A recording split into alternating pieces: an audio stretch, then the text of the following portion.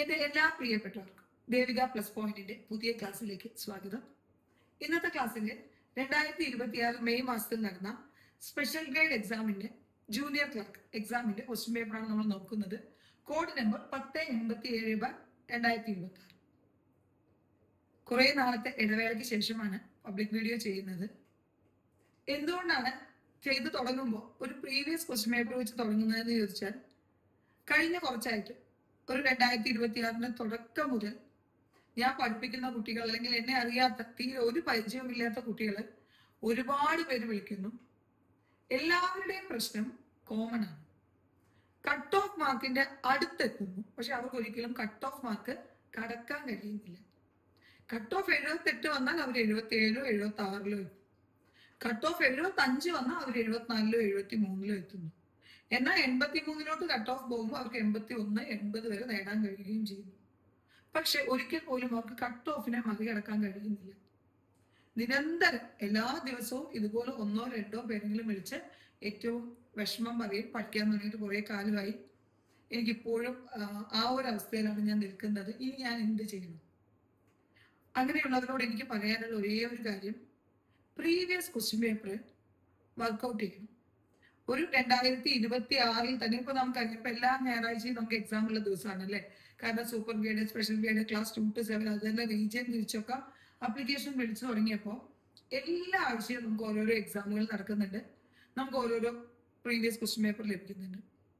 ഈ ക്വസ്റ്റ്യൻ പേപ്പറുകൾ 2026 ഏറ്റവും അവസാനം നടന്ന എക്സാമിൽ നിന്ന് റിവേഴ്സ് ആയിട്ട് അങ്ങ് ചെയ്തു പോയി നിങ്ങൾ ഒരു 2024 വരെയുള്ള, അതായത് 2024, 25, 2026 ഇതുവരെയുള്ള മുഴുവൻ ക്വസ്റ്റ്യൻ പേപ്പറുകളും നിങ്ങൾ പഠിച്ചാൽ ഉറപ്പാണ് നിങ്ങൾക്ക് ഇപ്പൊ കട്ട് ഓഫ് മാർക്ക് കടക്കാൻ കഴിയുന്നില്ല എന്ന് പറഞ്ഞിരിക്കുന്ന നിങ്ങൾക്ക് കട്ട് ഓഫ് മാർക്കിനേക്കാൾ 10 മാർക്ക് അല്ലെങ്കിൽ 5 മാർക്ക് ഈസി ആയിട്ട് കൂടുതൽ വാങ്ങാം. നിങ്ങൾ ചോദിക്കും കട്ട് ഓഫ് മാർക്കിനേക്കാൾ 10 മാർക്കൊക്കെ കൂടുതൽ വാങ്ങാൻ കഴിയുമെന്ന്. ഇപ്പൊ 83 82 കട്ട് ഓഫ് മാർക്ക് വന്ന എക്സാമിലാണ് 92 91 മാർക്ക് വാങ്ങിയിട്ട് നമ്മുടെ തന്നെ സ്റ്റുഡൻസ് അഖിലും വിചിത്രയും എല്ലാം തന്നെ ജോലിക്ക് കയറിയത്.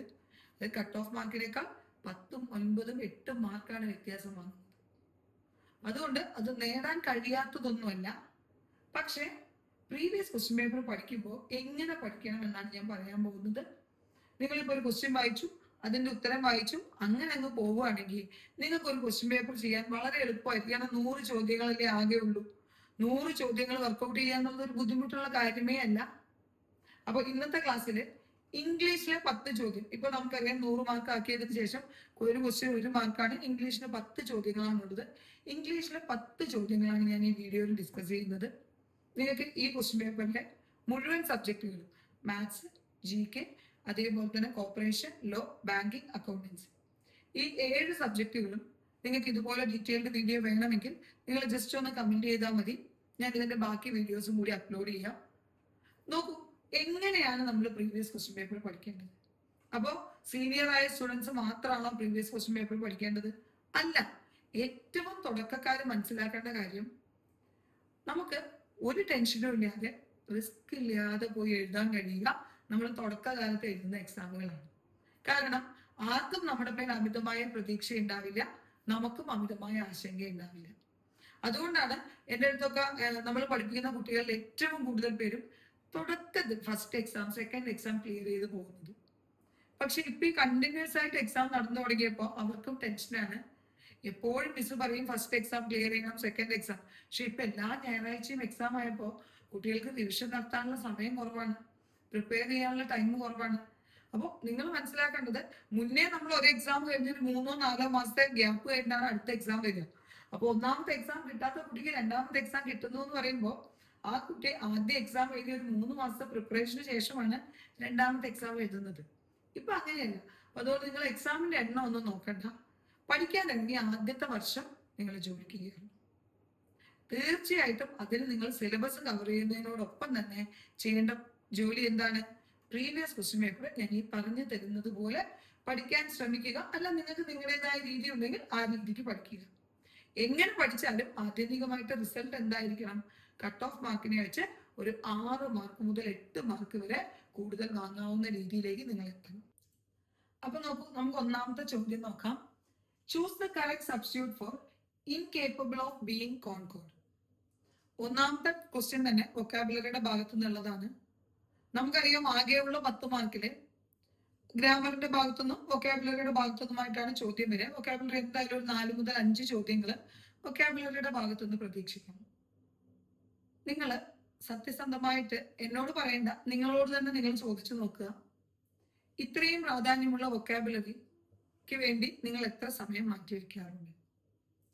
അതായത് 10ൽ 5 മാർക്കും അല്ലെങ്കിൽ ഏറ്റവും പ്രധാനപ്പെട്ട 5 മാർക്ക് സിനോണിം, ആന്റോണിം, അല്ലെങ്കിൽ ഇഡിയംസ്, അല്ലെങ്കിൽ ഫ്രേസസ്, അല്ലെങ്കിൽ ഈ പറഞ്ഞ വൺ വേർഡ് സബ്സ്റ്റിറ്റ്യൂഷൻ, ഇതൊക്കെയാണ്. ഇത് ഞാൻ പഠിക്കാറുണ്ടോ ഡെയിലി? അല്ലെങ്കിൽ ഇതിനു വേണ്ടി ഞാൻ അത്രയും സമയം മാറ്റി വെക്കാറുണ്ടോ? ഇനി ഇതിനേക്കാൾ വലിയൊരാൾ തൊട്ട് താഴെയുണ്ട്, GK. അതിനുവേണ്ടി ഞാൻ സമയം മാറ്റി വെക്കാറുണ്ടോ? പറഞ്ഞാൽ നിങ്ങൾ എന്നോട് തിരിച്ചു പറയാൻ പോകുന്ന മറുപടി എനിക്കറിയാം, മിസ്സേ എന്താന്ന് വെച്ചിട്ടാ പഠിക്കുക. കാരണം ഇപ്പൊ സെക്ഷൻ എന്ന് പറഞ്ഞാൽ നിങ്ങൾക്കറിയാം, 110 സെക്ഷൻ പഠിച്ചാൽ കഴിഞ്ഞല്ലോ. പക്ഷെ ഈ വൊക്കാബുലറിയുടെ കാര്യത്തിലോ അല്ലെങ്കിൽ GKയുടെ കാര്യത്തിലോ അങ്ങനെ കഴിയുന്നില്ല, വൈഡാണ്. പക്ഷെ അത് വിചാരിച്ചിട്ട് നിങ്ങൾ അത് പഠിക്കാതെ പോകുന്നതാണ് നിങ്ങളുടെ ഏറ്റവും വലിയ പ്രശ്നം എന്ന് ഞാൻ പറയും. അനുഭവം കൊണ്ടാണ് പറയുന്നത്. നിങ്ങളിലെ കട്ട് ഓഫ് മാർക്കിന്റെ അടുത്ത് നിൽക്കുന്നു, അല്ലെങ്കിൽ എല്ലാ സമയത്തും കട്ട് ഓഫ് മാത്രം വാങ്ങുന്നു, അങ്ങനെയുള്ളവർക്ക് കട്ട് ഓഫ് മാർക്കിനേക്കാൾ ഒരു 5 മാർക്ക് കൂടുതൽ വാങ്ങാനുള്ള ഒരേ ഒരു വഴി എന്ന് പറയുന്നത് ഇംഗ്ലീഷ്, മാത്സ്, GK ഭാഗത്ത് ഒരു 25 മാർക്ക് എത്തിക്കാൻ കഴിയണം. കഴിഞ്ഞാൽ മാത്രമേ നമുക്ക് ഈ പറയുന്ന പോലെ കട്ട് ഓഫിനെ വെച്ച് 8 മാർക്ക് 7 മാർക്ക് ഡിഫറൻസിൽ സേഫ് ആയിട്ട് ജോലിക്ക് കയറാൻ പറ്റുള്ളൂ. എങ്ങനെ പഠിച്ചാലാണ് ആ മാർക്കിലേക്ക് നിങ്ങൾക്ക് എത്താൻ പറ്റുക ഇംഗ്ലീഷ്, മാത്സ്, GKയില്? ഞാൻ പറഞ്ഞു തരാം, വരും. അതായത് ഇങ്ങനെ ഒരു ചോദ്യം കണ്ടു, അതിന്റെ ഉത്തരം ഇൻവിൻസിബിൾ. ഇത് ഇങ്ങനെ പറഞ്ഞുകൊണ്ടിരിക്കുകയാണ്, ഇൻകേപ്പബിൾ ഓഫ് ബീയിങ് കോൺകോർഡ്, അല്ലെങ്കിൽ അൺബീറ്റബിൾ ആണ് ഇൻവിൻസിബിൾ, അൺബീറ്റബിൾ ഇൻവിൻസിബിൾ, അല്ലെങ്കിൽ ഇൻകേപ്പബിൾ ഓഫ് ബീയിങ് കോൺകോർഡ്, പരാജയപ്പെടുത്താൻ കഴിയാത്തതിനെ നമ്മൾ ഇൻവിൻസിബിൾ എന്ന് പറയും. അത് പഠിച്ചാൽ പോരാ. ഈ ഇൻവിൻസിബിൾ എന്ന വാക്ക് 2026 ജനുവരിയില് ഇംഗ്ലീഷിലെ ഒരു ചോദ്യത്തിന്റെ ഓപ്ഷനിൽ വന്ന വാക്കാണ്. അന്ന് ഉത്തരം ഇംപെക്കബിൾ ആയിരുന്നു, പക്ഷെ അന്ന് അതിന്റെ ഓപ്ഷനിൽ ഇൻവിൻസിബിൾ ഉണ്ടായിരുന്നു. നമ്മൾ എപ്പോഴും ചോദ്യം ഉത്തരം മാത്രം പഠിക്കാതെ 4 ഓപ്ഷനും അതുമായി വരാവുന്ന പരമാവധി കാര്യങ്ങളും പഠിക്കണം. അതായത് ഒരു ക്വസ്റ്റ്യൻ പേപ്പർ പഠിക്കുക എന്ന് പറയുമ്പോൾ വെറും 100 ചോദ്യങ്ങളും 100 ഉത്തരങ്ങളും പഠിക്കുകയല്ല, 100 ചോദ്യങ്ങളും 400 ഓപ്ഷൻസും പഠിക്കണം. അപ്പോഴാണ് നമുക്ക് ഒരു ക്വസ്റ്റ്യൻ പേപ്പർ ഏറ്റവും നല്ല രീതിയിൽ നമ്മൾ പഠിച്ചു കഴിയുള്ളൂ. ഞാൻ പറഞ്ഞല്ലോ, ഈ ക്വസ്റ്റ്യൻ പേപ്പർ ഞാൻ വേണമെങ്കിൽ നിങ്ങൾക്ക് 7 സബ്ജക്റ്റും ഇതേപോലെ ഡിസ്കസ് ചെയ്ത് തരാം. ഓക്കെ, നോക്കൂ. ഇൻവിൻസിബിൾ നമ്മൾ പറഞ്ഞു, അൺബീറ്റബിൾ പരാജയപ്പെടുത്താൻ കഴിയാത്തത്. ഇംപാസബിൾ ഒന്നാമത്തെ ഓപ്ഷൻ ആണ്. ഇംപാസബിൾ എന്താണ് ഇംപാസബിൾ എന്ന വാക്കിന്റെ അർത്ഥം? A path that is impossible to travel over. നമ്മൾ പറയില്ലേ, ഗതാഗത യോഗ്യമല്ലാത്ത, യാത്ര ചെയ്യാൻ കഴിയാത്ത എന്നൊക്കെ പറയില്ലേ, അങ്ങനെയുള്ള വാക്കിനാണ് എന്ത് പറയുക? ഇംപാസബിൾ. എന്നാൽ അതിൽ ഒരു അക്ഷരം, ഒരു എ മാറ്റി ഐ ആക്കി.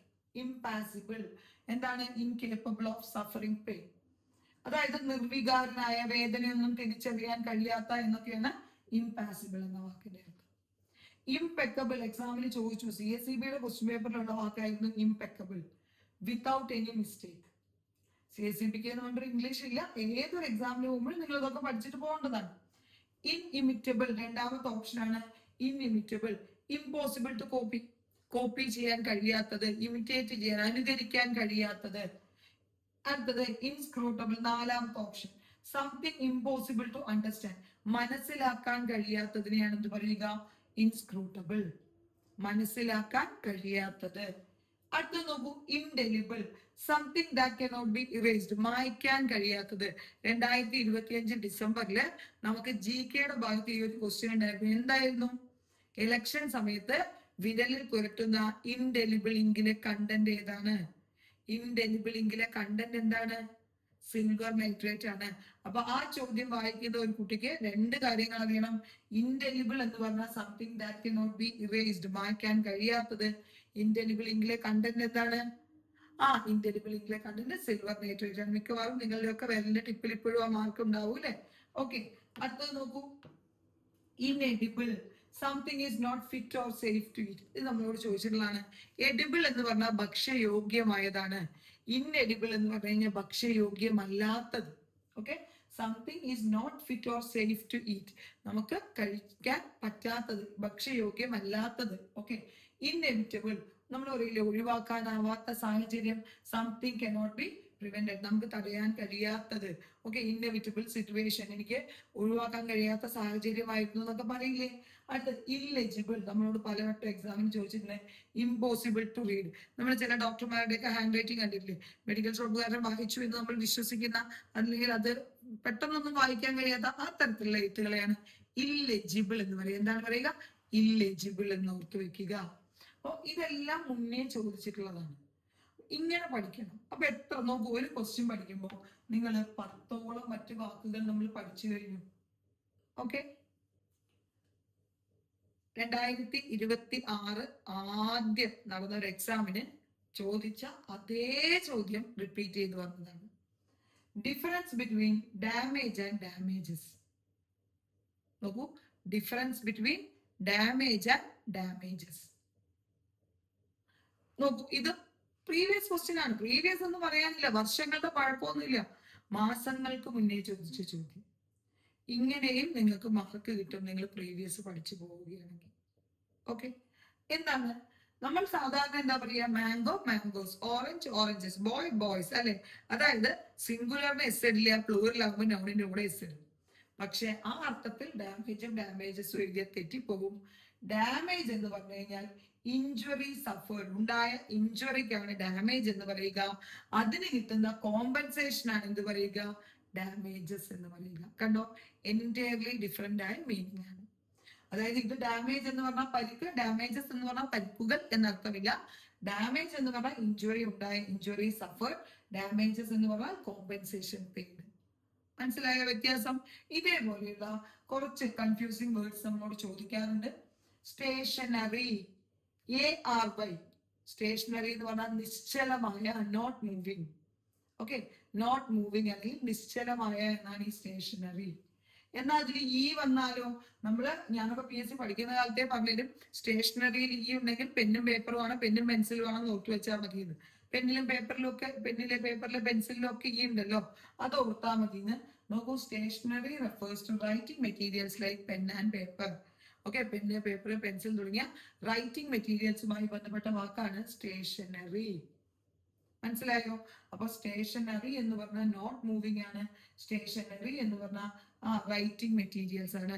ഡാമേജ് എന്ന് പറഞ്ഞാൽ ഇഞ്ചുറി ആണ്, ഡാമേജസ് എന്ന് പറഞ്ഞാൽ കോമ്പൻസേഷൻ പെയ്ഡ് ആണ്. അതേപോലത്തെ മറ്റൊരു വാക്കാണ് കോംപ്ലിമെന്റ്. കോംപ്ലിമെന്റ് പറയുന്നതെല്ലാം സെയിം ആണ്. ഇവിടെ PLE ആണ്, ഇവിടെ PLI ആണ്. വ്യത്യാസം മനസ്സിലായോ? ആദ്യത്തെ complement to complete or match well, അനുയോജ്യമായത് എന്നാണ്. ഓക്കെ, അത് അതിന് കോംപ്ലിമെന്റ് കളറാണ്, കോംപ്ലിമെന്ററി കളറാണ്. കാരണം ഈ കളറ് യോജിച്ച കളറാണ്, മാച്ച് ആവുന്ന കളറാണ് എന്നൊക്കെ പറയാം. കോംപ്ലിമെന്റ് PLI എന്താണ്? ടു പ്രൈസ് സമ്മൺ, പുകഴ്ത്തുക, അഭിനന്ദിക്കുക, അവന് നല്ല കോംപ്ലിമെന്റ് കിട്ടി എന്ന് നമ്മൾ പറയാറില്ലേ? ആ കോംപ്ലിമെന്റ് ഈ കോംപ്ലിമെന്റ് ആണ്. ഓക്കെ, അത് കോംപ്ലിമെന്റ് ആയി പോകുന്നു പറഞ്ഞു കഴിഞ്ഞാൽ അതെന്താണ്? ആ കോംപ്ലിമെന്ററി കളേഴ്സ് എന്നൊക്കെ പറയുന്നത് അനുയോജ്യമായ എന്നുള്ള അർത്ഥത്തിലാണ്. കോംപ്ലിമെന്റ് PLI എന്താണ്? To praise someone. അടുത്തത് നോക്കൂ, അഡ്വൈസ്. അഡ്വൈസ് ഒന്ന് ADVIC, ഉപദേശം, ഒരു നൗൺ ആണ്. ADVISC, ഉപദേശിക്കുക, ഒരു വെർബാണ്. കാര്യമായ വ്യത്യാസം ഒന്നുമില്ല, പക്ഷെ എത്ര വ്യത്യാസം വന്നു കണ്ടോ? ഇത് എ പീസ് ഓഫ് അഡ്വൈസ്, ഉപദേശം. അഡ്വൈസ്, ഉപദേശിക്കുക. ഓക്കെ, അടുത്തത് ക്ലോത്ത്. ക്ലോത്ത്സ്, അതായത് ക്ലോത്ത് എന്ന് പറഞ്ഞാൽ നമുക്കറിയാം, ക്ലോത്ത്സ് എന്ന് പറഞ്ഞാൽ നമ്മൾ ഒന്ന് തുണി, ഒന്ന് കുറെ തുണികൾ, അങ്ങനെയല്ല. ക്ലോത്ത് എന്ന് പറയുന്നതാണ് piece of fabric made from woven material. നമ്മൾ നെയ്തെടുത്ത ഒരു കഷ്ണം തുണിക്കാണ് നമ്മൾ ക്ലോത്ത് എന്ന് പറയുന്നത്. എന്നാൽ ക്ലോത്ത്സ് എന്ന് പറഞ്ഞാലോ, നമ്മൾ ധരിക്കുന്ന വസ്ത്രമില്ലേ, അതിനെയാണ് നമ്മൾ ക്ലോത്ത്സ് എന്ന് പറയുന്നത്. ഇത്തരത്തിലുള്ള കൺഫ്യൂസിംഗ് വേർഡ്സ് ധാരാളമായിട്ട് പഠിക്കാനുണ്ട്. സ്ഥിരമായി ചോദിക്കുന്ന അഡാപ്റ്റ്, അഡോപ്റ്റ്, അഡാപ്റ്റ് എന്നുപോലുള്ള വാക്കുകൾ, അല്ലെങ്കിൽ നമ്മളെന്താ പറയുക, ക്യാൻവാസ്, ക്യാൻവാസ്, അങ്ങനെ കുറേ എണ്ണമുണ്ട്. നമുക്ക് പിന്നീട് ഒരു ക്ലാസ്സിൽ അത് പഠിക്കാം. അപ്പൊ നോക്കൂ, ക്ലോത്ത് എന്ന് പറഞ്ഞാൽ ഒരു പീസ് ഓഫ് തുണി ആണ്. എന്നാൽ ക്ലോത്ത്സ് എന്ന് പറഞ്ഞാൽ നമ്മൾ ധരിക്കുന്ന ആ വസ്ത്രങ്ങളാണ്, ഗാർമെന്റ്സ് ആണെന്ന് ഓർക്കുക. അടുത്തത് നോക്കൂ, identify the correctly written phrase. പലരും ചെക്കില് വലിയ വലിയ എമൗണ്ടുകൾ എഴുതിയിട്ട് ഉള്ളവരായിരിക്കും. പക്ഷേ നോക്കൂ, ₹2,40,000 ഓൺലി, 2,40,000 ഓൺലി. പക്ഷെ ഓർത്ത് വെക്കുക, FOURTY തെറ്റാണ്. FORTY മതി 40ക്ക്. അപ്പൊ 2 ഓപ്ഷൻ. അപ്പൊ ഒരു ഓപ്ഷൻ അവിടെ നിന്ന് തന്നെ നമ്മൾ കളഞ്ഞു. Rupees 2,40,000 only. ഇങ്ങനെയാണ് ശരിയായ ഫോർമാറ്റ്. Rupees 2,40,000 only. ഓക്കെ, അടുത്തത് നോക്കൂ. അടുത്ത ക്വസ്റ്റ്യൻ നോക്കൂ. It is high time you dash the truth. പലപ്പോഴും അല്ലെങ്കിൽ ഒരുപാട് തവണ CSEB ചോദിച്ചിട്ടുള്ള അല്ലെങ്കിൽ പല ഇംഗ്ലീഷ് പരീക്ഷകൾക്കും വരുന്ന ഒരു ഭാഗമാണ് ഇറ്റ് ഈസ് ടൈമും ഇറ്റ് ഈസ് ഹൈ ടൈമിന്റെയും യൂസേജ്. ഓക്കെ, അതായത് സമയം അതിക്രമിച്ചിരിക്കുന്നു, സമയമായിരിക്കുന്നു എന്നൊക്കെ പറയില്ലേ. ഇറ്റ് ഈസ് ടൈമിനും ഇറ്റ് ഈസ് ഹൈ ടൈമിനും ഒരേ റൂളാണ്. ഇറ്റ് ഈസ് ടൈമിനും ഇറ്റ് ഈസ് ഹൈ ടൈമിനും ഒരേ റൂളാണെന്ന് ഓർത്തു വെക്കുക. ഇറ്റ് ഈസ് ടൈമോ ഇറ്റ് ഈസ് ഹൈ ടൈമോ കഴിഞ്ഞാൽ 2 + V1. It is time to reach a station. Reach the station. It is time to get a job. Okay. It is time to get sleep. Okay. എങ്ങനെ വേണമെങ്കിലും പറയാം. It is high time to sleep. Okay. അപ്പൊ ശ്രദ്ധിക്കൂ. It is time to sleep എന്ന് പറയാം, അല്ലെങ്കിൽ it is time to study എന്ന് പറയാം, എന്ത് പറയാം. 2 + V1 ആയിരിക്കും. It is ടൈമിനോ it is high ടൈമിനോ ശേഷം എന്തായിരിക്കും? 2 + V1 ആയിരിക്കും. പക്ഷേ എപ്പോഴും ഒരു മത്സര പരീക്ഷയ്ക്ക് ഉണ്ടല്ലോ കോമൺ റൂൾ ആയിരിക്കും നമ്മൾ ഈ പറയുന്ന പക്ഷേ അവിടെ എക്സാമിന് വരിക. അതായത് ഇറ്റ് ഈസ് ടൈമോ ഇറ്റ് ഈസ് ഹൈ ടൈമിനോ ശേഷം ഒരു പ്രോനൗൺ വന്നാൽ നൗണിന് പകരം നിൽക്കുന്നതിനെയാണ് നമ്മൾ എന്ത് വിളിക്കുക? പ്രോനൗൺ എന്ന് വിളിക്കുക. I, you, they, we, he, she, it ഒക്കെ എന്താണ്? പ്രോനൗണുകളാണ്. അത്തരത്തിലൊരു പ്രോനൗൺ വന്നാൽ പിന്നെ 2 + V1 ഉപയോഗിക്കരുത്. പകരം എന്ത് ചെയ്യണം? V2. പകരം എന്ത് ചെയ്യണം? V2, വെർബിന്റെ second form. അപ്പൊ നോക്കൂ, ഇറ്റ് ഈസ് ഹൈ ടൈം കഴിഞ്ഞ് ഇവിടെ ആര് വന്നു? യു വന്നു. അപ്പൊ ഇവിടെ 2 + V1 ഇല്ല ഓപ്ഷനില്. പക്ഷെ നിങ്ങൾ എന്ത് എഴുതാൻ പാടൂ? വെർബിന്റെ സെക്കൻഡ് ഫോം. സ്പീക്ക് ആണെങ്കിൽ സ്പോക്ക് എന്ന് എഴുതണം. ഓക്കെ, അതായത് it is time to reach the station എന്നാണെങ്കിൽ it is high time you reached the station. It is time to get a job. It is high time you got a job. കണ്ടോ? Time to get a job ആണ്. ഇടയിൽ U വന്നപ്പോ എന്തായി? Got a job ആയി മാറി. Okay, it is ടൈമിനോ it is high ടൈമിനോ ശേഷം 2 + V1 ഉപയോഗിക്കണം. പക്ഷെ ഇറ്റ് ഈസ് ടൈമോ ഇറ്റ് ഈസ് ഹൈ ടൈമോ കഴിഞ്ഞ ഒരു പ്രോനൗൺ ആണ് വരുന്നതെങ്കിൽ വെർബ് എന്ത് ഉപയോഗിക്കണം? V2 ഉപയോഗിക്കണം. അടുത്ത ചോദ്യം നോക്കൂ. പലപ്പോഴും ബാങ്കിങ് പഠിച്ചാൽ ഇംഗ്ലീഷിൽ മാർക്ക് കിട്ടും. ഇപ്പൊ കണ്ടിന്യൂസ് ആയിട്ട് പല എക്സാമുകളിലും അത് ചോദിക്കുന്നുണ്ട്. നെഫ്റ്റിന്റെ പൂർണ്ണരൂപം, ATMന്റെ പൂർണ്ണരൂപം, RTGSന്റെ ഫുൾ ഫോം ഒക്കെ ചോദിച്ചിരുന്നു, അബ്രീവിയേഷൻസ്. ഇത് നമുക്ക് എളുപ്പവും കൂടിയാണ്. കാരണം ഒരു സാധാരണ PSC എഴുതാൻ പോകുന്ന കുട്ടിയേക്കാൾ എളുപ്പമാണ് നമുക്ക്. കാരണം നമ്മൾ ബാങ്കിങ് ഡീറ്റെയിൽ ആയിട്ട് പഠിക്കുന്നുണ്ടല്ലോ. NEFT, national electronic fund transfer അല്ലെ? നാഷണൽ ഇലക്ട്രോണിക് ഫണ്ട് ട്രാൻസ്ഫർ ആണ് എന്ത്? NEFT, nationally executed fund transfer. Option നോക്കേണ്ട ആവശ്യം പോലും വരുന്നില്ല. National electronic fund transfer. അടുത്തത് നോക്കൂ. ATM സെയിം എക്സാമിന് എന്റെ ഓർമ്മ ശരിയാണെങ്കിൽ 2025 നവംബറിൽ നടന്ന ക്ലർക്ക് എക്സാമിന് ATM ചോദിച്ചിരുന്നു. ഇംഗ്ലീഷിന്റെ ഭാഗത്താണ് ചോദിച്ചത്. Automated teller machine. ഒരുപാട് പേരൊന്ന് തെറ്റിക്കുകയും ചെയ്തു. Automated teller machine. എപ്പോഴും ഓർക്കുക, പഠിച്ചു പോകുന്നവര് വലിയ ക്വസ്റ്റ്യൻസ് ഒക്കെ ശരിയാക്കും. വളരെ നിസ്സാരമായ ചോദ്യങ്ങൾ അവർ പലപ്പോഴും തെറ്റിക്കാറുണ്ട്. അങ്ങനെ ചെയ്യാതിരിക്കുക. ശ്രദ്ധയോടുകൂടി എക്സാം എഴുതുക കേട്ടോ. അടുത്ത നോക്കൂ. RTGS, real time gross settlement. IFSC, Indian financial system code. MMID, mobile money identifier. നമ്മൾ ബാങ്കിങ്ങിന്റെ ഭാഗത്ത് ചോദിച്ചിരുന്നു മൊബൈൽ മണി ഐഡന്റിഫയർ എത്ര ഡിജിറ്റുള്ള കോഡാണെന്ന്. 7 ഡിജിറ്റുള്ള കോഡാണ്. IFSC എത്ര ഡിജിറ്റ് ആണ്? 11 ഡിജിറ്റുള്ള ആൽഫ ന്യൂമറിക് കോഡാണ് IFSC. RTGS നടത്തുമ്പോൾ ഒരു UTR കിട്ടും, unique transaction reference number. UTR നമ്പറിൽ എത്ര ഡിജിറ്റ് ഉണ്ടെന്ന് ചോദിച്ചിരുന്നു. 22 ക്യാരക്ടർ ആൽഫ ന്യൂമറിക് ആണ് UTR. ഇതൊക്കെ എക്സാമിന് ബാങ്കിങ്ങിന്റെ ഭാഗത്ത് ചോദിച്ചതാണ്.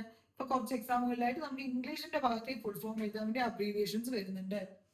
UESSD, unstructured supplementary service data. അതായത് നമ്മുടെ ബേസിക് ഫോണുകളിൽ, നോക്കിയുടെ ചെറിയ ഫോൺ, ആ ഫോണുകളിൽ നിന്ന് പോലും നമുക്ക് ചില ബാങ്കിങ് ഇൻഫർമേഷൻ, ബാങ്കിങ് ലഭിക്കും. അത് എന്താ പറയുക, ലഭിക്കുന്നതിന് വേണ്ടി കൊടുക്കുന്ന കോഡാണ് USSD *99# ആണ്. നിങ്ങളുടെ ആരുടെയെങ്കിലും അമ്മയുടെ അച്ഛൻ്റെ ഒക്കെ ബാങ്ക് അക്കൗണ്ട് ലിങ്ക് ചെയ്ത സിം ആ ഫോണിലാണ് ഇട്ടിരിക്കുന്നതെങ്കിൽ നിങ്ങൾ അതിലൊന്ന് *99# അടിച്ചു കഴിഞ്ഞാൽ നിങ്ങൾക്ക് അതിന് ബാലൻസ് എൻക്വയറി പോലുള്ള കാര്യങ്ങളെല്ലാം ചെയ്യാൻ പറ്റും കേട്ടോ. USSD unstructured supplementary service data. CVV നമ്മുടെ ഒക്കെ ATM കാർഡ് തിരിച്ചു നോക്കിക്കഴിഞ്ഞാൽ ഒരു 3 CVV ഇല്ലേ? ആ CVVയുടെ പൂർണ്ണരൂപം കാർഡ് വെരിഫിക്കേഷൻ വാല്യൂ ചോദിച്ചിട്ടുണ്ട്. UPI ഇപ്പൊ UPI ട്രാൻസാക്ഷൻ നടത്താത്ത ആരാകെ ഉള്ളത്? Unified payment interface. 2016 NPCI introduce ചെയ്ത UPI unified payment interface. GST goods and service tax. GST അറിയാലോ, കേരളത്തിന്റെ GST കോഡ് എത്രയാണ് നമ്മുടെ എക്സാമിന് ചോദിച്ചു? 32. GSTയിൽ എത്ര അക്കൗണ്ട് എന്ന് ചോദിച്ചു? 15 ആൽഫ ന്യൂമറിക്കാണ് GST. ഇങ്ങനെ ഓരോ കാര്യം പഠിക്കുമ്പോഴും അതുമായി ബന്ധപ്പെട്ട് എന്താണ് നമ്മുടെ എക്സാമിന് മുന്നേ ചോദിച്ചിട്ടുള്ളത്? GSTയുമായി ബന്ധപ്പെട്ട ഭരണഘടനാ ഭേദഗതി ഉണ്ട്. ഇതേ എക്സാമിന് GKയുടെ ഭാഗത്ത് നമ്മുടെ ഒരു എന്താ പറയാ 52ാമത്തെ ഭേദഗതിയെ കുറിച്ച് ചോദിക്കുന്നുണ്ട്. അതിൽ ഞാൻ പ്രധാനപ്പെട്ട എല്ലാ ഭേദഗതികളും ഡിസ്കസ് ചെയ്യുന്നുണ്ട്. അപ്പൊ കാണാം കേട്ടോ. GSTയുമായി ബന്ധപ്പെട്ട ഭേദഗതി ഏതാണല്ലെങ്കിൽ നിങ്ങൾ കണ്ടുപിടിച്ചോളൂ.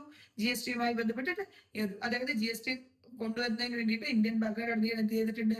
ഒരു ഭേദഗതി കൊണ്ടുവന്നിട്ടുണ്ട്. നോക്കാം. PDF portable document format. SIM subscriber identity module.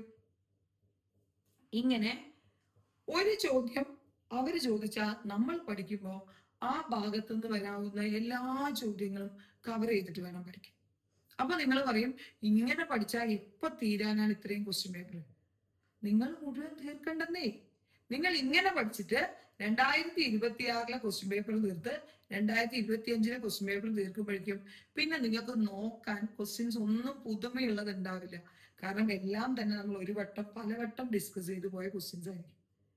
ഉറപ്പായിട്ടും ഇങ്ങനെ നിങ്ങൾ ഒരു 2 വർഷത്തെ ക്വസ്റ്റ്യൻ പേപ്പർ നോക്കിയാൽ നിങ്ങൾക്ക് ജോലി എന്നല്ല കട്ട് ഓഫിനെ വെച്ച് ഞാൻ നേരത്തെ പറഞ്ഞ 8 to 10 മാർക്ക് ഡിഫറൻസിലേക്ക് എത്താൻ പറ്റും കേട്ടോ. അടുത്തത് നോക്കൂ. കോൺകോഡിന്റെ ഭാഗത്തു നിന്നുള്ള ചോദ്യമാണ്. വളരെ സിമ്പിൾ ആയ കുറെ സബ്ജക്ട് വെർബ് എഗ്രിമെന്റ് റൂളുകൾ ഉണ്ട് അല്ലെ? നമ്മുടെ എക്സാമിൽ നമ്മളോട് ചോദിച്ചിട്ടുണ്ട് കോൺകോഡ് എന്ന വാക്കിന്റെ സിനോണിം എന്താണ്? ഹാർമണി, പൊരുത്തം. അല്ലെങ്കിൽ രണ്ടാമതൊരു എക്സാമിൽ കോൺകോഡിന്റെ സിനോണിം ചോദിച്ചപ്പോ അവിടെ തന്നത് ഫ്രണ്ട്ഷിപ്പ് എന്ന വാക്കാണ്. സബ്ജക്റ്റും വെർബും തമ്മിലുള്ള ആ ബന്ധത്തെ കുറിച്ചാണ് നമ്മൾ കോൺകോഡിൽ പഠിക്കുന്നത്. നോക്കൂ.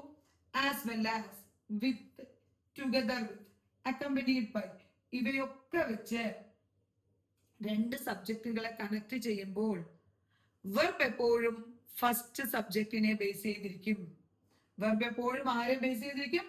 ഫസ്റ്റ് സബ്ജക്റ്റിനെ ബേസ് ചെയ്തിരിക്കും.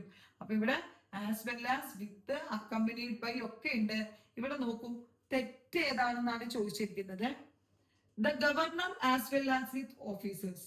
Governor as well as his officers. ഞാൻ എന്താ റൂൾ പറഞ്ഞത്? As well as, with, together with, in addition to, accompanied by, besides ഒക്കെ വെച്ച് 2 സബ്ജക്റ്റുകളെ കണക്ട് ചെയ്യുമ്പോൾ വെർബ് എപ്പോഴും ഫസ്റ്റ് സബ്ജക്റ്റിനെ, ഇവിടെ ഗവർണർ ആണ് ഫസ്റ്റ് സബ്ജക്ട്, ഗവർണർ സിംഗുലർ ആണ്, പക്ഷെ ഇവിടെ ഉപയോഗിച്ചത് ഹാവ് ആണ്. ഹാസ് എഴുതിയിരുന്നെങ്കിൽ കറക്റ്റ് ആവുമായിരുന്നു. അതുകൊണ്ടാണ് ഇത് കറക്റ്റ് ആയത്. എന്നാൽ രണ്ടാമത്തെ നോക്കൂ. The governor with his officers, with വെച്ച് കണക്ട് ചെയ്യുമ്പോഴും ഫസ്റ്റ് സബ്ജക്റ്റിനെ നോക്കണം. Has left. കണ്ടോ? സെന്റൻസ് കറക്റ്റ് ആണ്. ആൻഡ് വെച്ച് the governor and his officers, plural ആണ്, ഹാവ് ഉപയോഗിക്കണം. അടുത്തത് നോക്കൂ. The governor accompanied by his officers, accompanied by first സബ്ജക്റ്റിനെ നോക്കണം. ഓക്കെ, അപ്പൊ ഇവിടെ ഹാസ്. അതുകൊണ്ടാണ് ഇത് 3ഉം കറക്റ്റ് ആവുകയും ഇത് റോങ് ആവുകയും ചെയ്തത്. മറ്റു റൂളുകൾ എന്തൊക്കെയാ?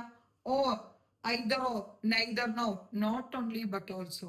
ഇവ വെച്ച് 2 സബ്ജക്റ്റിനെ കണക്ട് ചെയ്യുമ്പോൾ വെർബ് എപ്പോഴും ആരെ ആശ്രയിച്ചിരിക്കും? സെക്കൻഡ് സബ്ജക്റ്റിനെ ആശ്രയിച്ചിരിക്കും. ഓക്കെ, അപ്പൊ or, either or, neither nor, not only but also. ഇവ വെച്ച് 2 സബ്ജക്റ്റിനെ കണക്ട് ചെയ്യുമ്പോൾ വെർബ് എപ്പോഴും എന്ത് ചെയ്യണം? സെക്കൻഡ് സബ്ജക്റ്റിനെ ബേസ് ചെയ്ത് വരണം. ഇനി a lot of, plenty of, half of rule ഉണ്ട്. എന്താണ് ആ rule?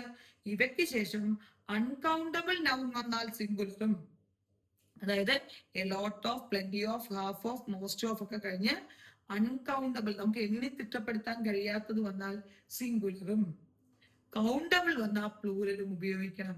A lot of water is wasted എന്നാണ് പറയേണ്ടത്. വാട്ടർ ഈസ് ആണ്, കാരണം വാട്ടർ അൺകൗണ്ടബിൾ ആണ്. എ ലോട്ട് ഓഫ് മണി ആണ്, മണി അൺകൗണ്ടബിൾ ആണ്, സോ ഈസ് ആണ് ഉപയോഗിക്കേണ്ടത്. എന്നാൽ എ ലോട്ട് ഓഫ് സ്റ്റുഡൻസ് എന്ന് പറഞ്ഞു കഴിഞ്ഞാൽ ആർക്ക് ഉപയോഗിക്കണം? കാരണം സ്റ്റുഡൻസ് കൗണ്ടബിൾ ആണ്. അത്തരത്തിൽ സബ്ജക്ട് വെർബ് എഗ്രിമെന്റ് റിലേഷൻഷിപ്പ് പഠിക്കുന്ന കോൺബോർഡ് നമുക്ക് സിലബസിൽ തന്നിട്ടുള്ള ഒരു ടോപ്പിക്കാണ്. ഏതൊരു മത്സര പരീക്ഷയ്ക്കും പഠിക്കാനുള്ള ഒരു ടോപ്പിക്കുമാണ്. അടുത്തത് നോക്കൂ, what does the idiom mean? Back to square one.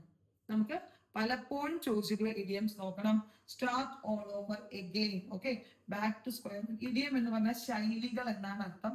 അതായത് അതിന്റെ വേർഡ് മീനിങ് എടുക്കരുത്, അതില് ഉള്ളിലെ അർത്ഥമായിരിക്കും. ഇപ്പൊ നമ്മൾ മലയാളത്തിലാണെങ്കിലും നക്ഷത്രം എണ്ണിക്കുക എന്ന് പറഞ്ഞാൽ കഷ്ടപ്പെടുത്തുക എന്നർത്ഥം. അല്ലാതെ പുറത്ത് കൊണ്ടുപോയിട്ട് ആകാശത്തിൽ പോയിട്ട് നീ ഒന്ന് നക്ഷത്രം എണ്ണി തന്നെ എന്ന് പറയുന്നതല്ല. ഓക്കെ, അതുപോലെ ധാരാളം ശൈലികൾ നമ്മുടെ മലയാളത്തിലുണ്ട് അല്ലെ. അതേപോലെയാണ് ഇംഗ്ലീഷിലും. നോക്കും, A bed of roses, happy and comfortable situation. നമ്മളോട് മുന്നേ ഇതിന്റെ ആന്റോണിം ചോദിച്ചിട്ടുണ്ട്. അതായത് നമ്മൾ പറയില്ലേ പുഷ്പമെത്ത, അല്ലെങ്കിൽ അതായത് എപ്പോഴും അവർക്ക് ഏറ്റവും കംഫർട്ടബിൾ ആയ സിറ്റുവേഷൻ ആയിരിക്കും a bed of roses, a bed of thorns, unpleasant situation.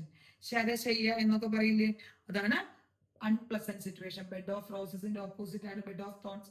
അടുത്തത് a big bug, a person of importance. ഒരു പ്രധാനപ്പെട്ട വ്യക്തിക്ക് പറയാൻ ഉപയോഗിക്കുന്ന പേരാണ് big bug. A piece of cake, very easy. ഒരു വളരെ എളുപ്പത്തിൽ ചെയ്യാൻ പറ്റുന്ന വെരി ഈസി ടാസ്കിനാണെന്ന് പറയുക piece of cake. Red letter day, പലപ്പോഴും പല മത്സര പരീക്ഷയ്ക്കും ചോദിക്കും. റെഡ് ലെറ്റർ ഡേ എന്ന് പറയുമ്പോൾ നമ്മൾ ചുമന്ന അക്ഷരം അവധിയാണ് ചിന്തിക്കുന്നത്. വെരി ഇമ്പോർട്ടന്റ് ഡേ ആണ് റെഡ് ലെറ്റർ ഡേ എന്ന് ഓർക്കുക. തന്നത് ബാക്ക് ടു സ്ക്വയർ വൺ ആണ്, സ്റ്റാർട്ട് ഓൾ ഓവർ അഗൈൻ. നമ്മുടെ എക്സാമിൽ നമ്മളോട് ചോദിച്ചാണ് an arm and a leg, ഒരു കൈയും ഒരു കാലും എന്നാണോ? അല്ല, വെരി എക്സ്പെൻസീവ്. വെരി എക്സ്പെൻസീവ് ആയ ഐറ്റത്തിലാണ് നമ്മൾ എന്ത് പറയുക? An arm and a leg. Okay, അടുത്തത് നോക്കൂ, apple of the discord, cause of dispute, തർക്കത്തിന് കാരണമാകുന്നതിനെയാണ് ഇത് പറയുക ആപ്പിൾ ഓഫ് ദ ഡിസ്കോർഡ്. അടുത്തത് at sixes and sevens, in a state of confusion. Okay, ഒരു എന്ത് ചെയ്യണം എന്ന് അറിയാത്തൊരവസ്ഥ എന്നൊക്കെ പറയില്ലേ, അതിന് പറയുന്ന പേരാണ് at sixes and sevens. Baker's dozen, baker's dozen എത്രയാണ്? 13. ബേക്കേഴ്സ് ഡസൻ എത്രയാണ്? 13. അടുത്തത് നോക്കൂ, ബ്ലാക്ക് ആൻഡ് വൈറ്റ്. ഇൻ റൈറ്റിംഗിൽ എന്നുള്ളതിന് പറയും ഉപയോഗിക്കുന്നതാണ് black and white. Black and white എന്ന് പറയുന്നത് in writing. Blue moon, once in a blue moon എന്നൊക്കെ പറഞ്ഞാൽ റെയർ ഈവന്റ് ആണ് കേട്ടോ. അപൂർവമായി മാത്രം സംഭവിക്കുന്നതിനെയാണ് നമ്മൾ ബ്ലൂ മൂൺ എന്ന് പറയുക. ബ്രേക്ക് എ ലെഗ്, കൈയും കാലും തല്ലി ഒടിച്ചിട്ട് വരൂ എന്നാണോ? അല്ല, to wish good luck. Idioms പഠിക്കുമ്പോൾ നിങ്ങൾ ചെയ്യേണ്ടത് എന്താണെന്നറിയോ? ഇഡിയംസ് അല്ല, ഇംഗ്ലീഷ് എല്ലാ കാര്യങ്ങളും നമുക്ക് ഉപയോഗിച്ച് മാത്രമേ ഒരു ഭാഷ പഠിക്കാൻ പറ്റുള്ളൂ. അപ്പൊ നിങ്ങളിപ്പോ നിങ്ങളുടെ ഫ്രണ്ടിന് ഒരു ഓൾ ദ ബെസ്റ്റ് പറയുകയാണെങ്കിൽ നിങ്ങൾ അതിന് പകരം എന്തുപയോഗിക്കണം? Break a leg. Okay, break a leg. അപൂർവമായിട്ട് വളരെ നമ്മൾ എപ്പോഴും കാണാത്ത ഒരാളെ കണ്ടു, അല്ലെങ്കിൽ നമ്മൾ എന്തെങ്കിലും ഒരു അങ്ങനെ ഒരു ഇവന്റ് ഉണ്ടാവുമ്പോൾ നമ്മൾ അതിനെ blue moon. In writing black and white. എവിടെയെങ്കിലും നിങ്ങൾ 13 എന്ന് കേൾക്കുമ്പോൾ നിങ്ങളുടെ മനസ്സിലേക്ക് വരണം ബേക്കേഴ്സ് ഡസൻ. വെരി എക്സ്പെൻസീവ് എന്ന് പറയാൻ നിങ്ങൾ ആനാം ആൻഡ് എ ലെഗ് ഉപയോഗിക്കുക.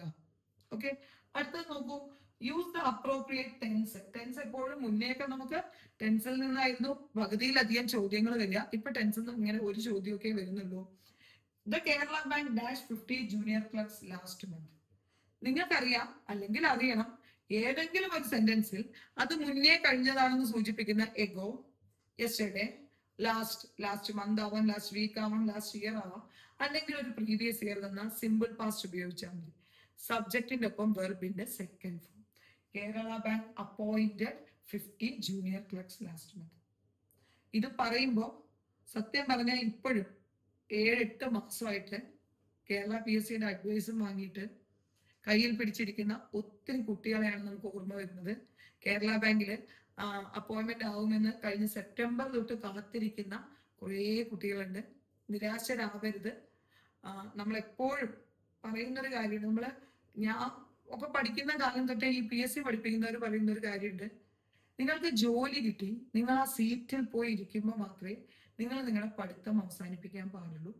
നിങ്ങളുടെ പഠനം നിങ്ങൾ പഠിച്ചൊരു ട്രാക്കിലാവുമ്പോഴാണ് നിങ്ങൾ ലിസ്റ്റിൽ കയറുന്നത്. പക്ഷെ ഒരു ലിസ്റ്റിൽ കയറി കഴിയുമ്പോൾ എനിക്കിനി ജോലി ഉറപ്പാണല്ലോ എന്ന് വിചാരിച്ച് പഠനത്തിൽ നിന്ന് പിന്നോട്ട് പോകരുത്. അഡ്വൈസ് കഴിഞ്ഞ് അപ്പോയിന്റ്മെന്റ് ഓർഡർ കിട്ടി നിങ്ങൾ ആ സീറ്റിൽ ഇരിക്കുമ്പോഴാണ് നിങ്ങൾ എന്ത് ചെയ്യാൻ പാടുള്ളൂ. എനിക്ക് പഠിച്ചു, ഓക്കെ, എനിക്ക് ജോലിയായി, ഇനി ഞാൻ കുറെ പുതിയ കാര്യങ്ങൾ പഠിക്കട്ടെ. പഠനം ഒരിക്കലും അവസാനിപ്പിക്കണമെന്ന് ചിന്തിക്കരുത്. പുതിയ കാര്യങ്ങൾ പഠിക്കട്ടെ എന്നുകൊണ്ട് നമ്മൾ ബുക്ക് സൈഡിലോട്ട് മാറ്റി വെക്കാൻ പാടുള്ളൂ. ആ കുഞ്ഞുങ്ങൾക്ക് എത്രയും പെട്ടെന്ന് നീതി കിട്ടട്ടെ. കേരള ബാങ്കിന്റെ അഡ്വൈസ് ലഭിച്ച എല്ലാവർക്കും ഉടനെ തന്നെ അപ്പോയിന്റ്മെന്റ് ഓർഡർ ലഭിക്കട്ടെ. എന്ന് ആഗ്രഹിക്കുന്നോ പ്രാർത്ഥിക്കുന്നോ എന്താ പറയാ, അതിൽ കൂടുതൽ നിങ്ങളെ ആശ്വസിപ്പിക്കാൻ എനിക്കും അറിയില്ല. കാരണം CSEP പഠിച്ചൊരു ട്രാക്കിലായ സമയത്താണ് കേരള ബാങ്ക് വിളിച്ചപ്പോ നിറയെ വേക്കൻസി ഉണ്ടല്ലോ, നല്ല ഓപ്ഷൻ ആണല്ലോ എന്ന് പറഞ്ഞാൽ അതിലോട്ട് പഠിക്കാൻ പോയി. അതിന്റെ ടോപ്പ് റാങ്കിൽ വന്നപ്പോ ഉറപ്പായിട്ടും ഫസ്റ്റ് അപ്പോയിന്റ്മെന്റ് കിട്ടുമല്ലോ എന്ന് വിചാരിച്ച് തന്നെയാണ് അവരിൽ ബഹുഭൂരിപക്ഷം ബുക്ക് മടക്കി വെച്ചത്. പക്ഷെ വരും, നിങ്ങളുടേതായ സമയം ഉടനെ തന്നെ ഉണ്ടാകുമെന്ന് പ്രതീക്ഷിക്കാം. ഇവിടെ ഉത്തരം അപ്പോയിന്റഡ് ആണ്. അതിന് കാരണം ഇത്രയേ ഉള്ളൂ, സെന്റൻസിൽ ലാസ്റ്റ് വന്നിട്ട് ഏതെങ്കിലും ഒരു സബ്ജക്റ്റ് ലാസ്റ്റ് അല്ലെങ്കിൽ എസ്റ്റേഡേ അല്ലെങ്കിൽ എഗോ അല്ലെങ്കിൽ ഏതെങ്കിലും ഒരു മുൻ വർഷം തന്നാൽ എന്താണ് സബ്ജക്റ്റ് പ്ലസ് വെർബിന്റെ second form V2 appointed. Last question 10ാമത്തെ ചോദ്യം നോക്കൂ. ഞാനിത് മലയാളം എഴുതിയിരുന്നു, അതാണ് ഇവിടെ കാണിക്കാത്തത്. Right the noun of the following verbs. അതായത് ബ്രേവ്, ഓക്കെ, ബ്രേവ്, റിവീൽ, ഇതിന്റെ നൗൺ ഫോം എന്താണ്? ഓക്കെ, ബ്രേവ് മാൻ എന്ന് പറഞ്ഞാൽ എന്താണ്? ധീരനായ. ഓക്കെ, അതിന്റെ എന്താണ് അതിന്റെ നൗൺ ഫോം? ധീരത, ബ്രേവറി, ധൈര്യം, ധീരത. റിവീൽ ചെയ്യുക എന്ന് പറഞ്ഞാൽ വെളിപ്പെടുത്തുക, റെവലേഷൻ ആണ്, വെളിപാട്. ഓക്കെ, വെളിപാട് എന്ന് പറഞ്ഞാൽ എന്താണ്? റെവലേഷൻ. അതായത് നൗൺ ഫോം കണ്ടെത്താനാണ് നമുക്ക് പാർട്സ് ഓഫ് സ്പീച്ച് പഠിക്കാനുണ്ട്. Noun, pronoun, verb, adjective, adverb, conjunction, interjection ഒക്കെ ആയിട്ട് നമുക്ക് പാർട്സ് ഓഫ് സ്പീച്ച് പഠിക്കാനുണ്ട്. പ്രിപ്പോസിഷൻ പഠിക്കാം.